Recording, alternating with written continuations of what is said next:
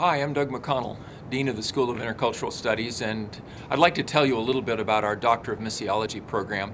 I'm really excited about this program. We've been, for many years, offering the Doctor of Missiology, but some years back we decided to redesign it in a way that really empowers and impacts the work that our students are involved in.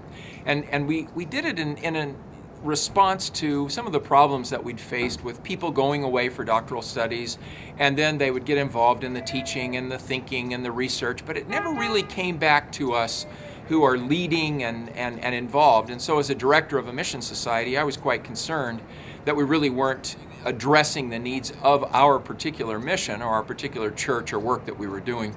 So in designing it, we have two very important elements in the design. The first is that as a candidate joins our Doctor of Missiology program, all of their work, their research, their reading, and everything that they do is aimed at the context in which they work. For example, one of our students right now is working with refugees in Toronto, in the Toronto area in Canada. And so what he's done and all of the studies that he's focused on, all of his research has been on that context.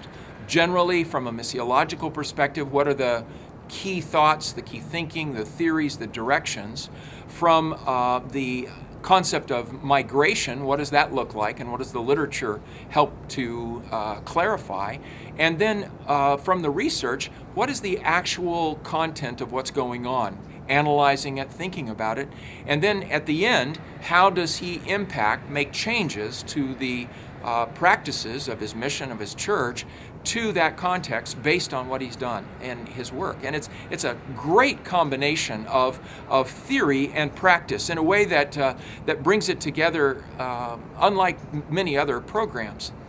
So that's the first part, the part that you stay in context, you do your work, and your work applies directly to the ministry God has called you to. The second part of the design is that we are doing it in a cohort, a group of people who become partners in the gospel.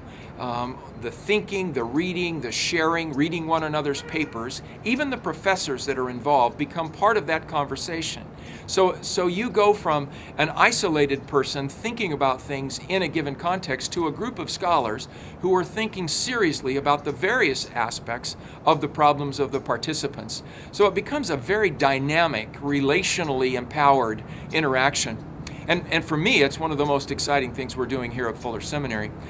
The other thing is that we've taken topics like Islamics, leadership, working with children, or whatever it happens to be, and we focused cohorts on those topics. So you actually study that. We've got one going right now on global Christian worship.